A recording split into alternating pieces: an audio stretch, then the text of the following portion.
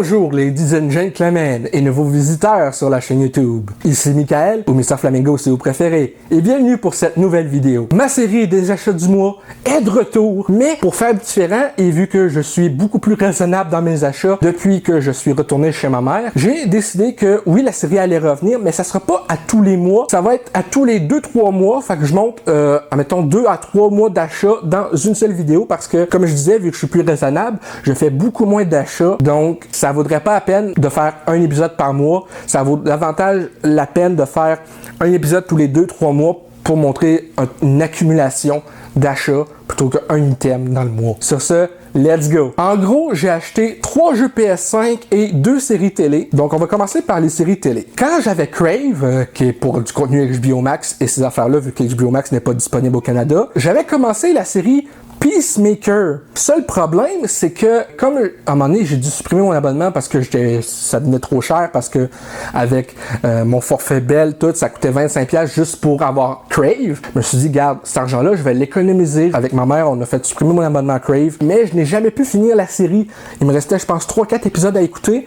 Fait que bref, là, je vais pouvoir les écouter avec le Peacemaker en Blu-ray. Et très content parce que cette série-là, de ce que je me rappelle, c'était tellement bon, tellement drôle, rempli d'action et mon style d'humour qui est des fois, tu sais, humour absurde mais vulgaire aussi, bien content. Ensuite, on m'a demandé de critiquer la série télé Chucky.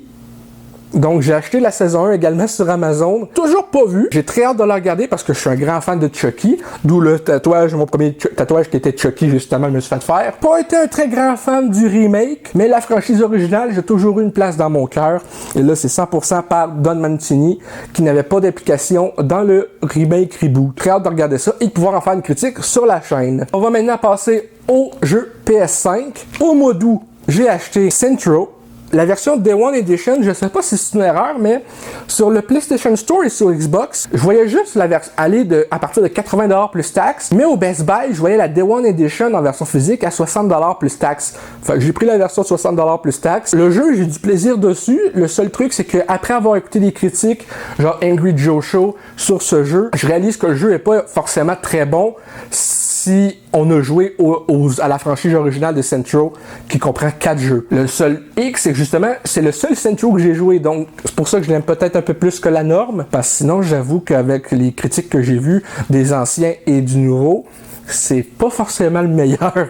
Et pour finir, c'est 2 jeux que j'ai achetés ce mois-ci, donc en septembre. The Last of Us, partie 1, qui est excellent.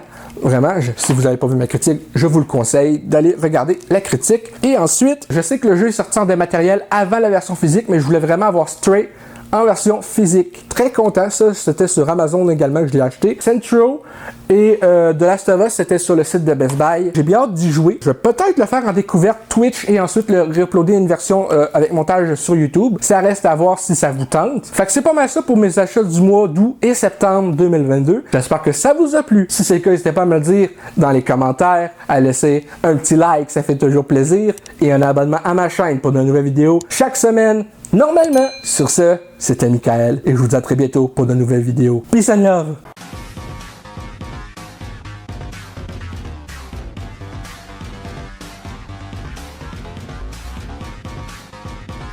Hey le grand, c'est quoi que t'attends pour t'abonner, sacrément?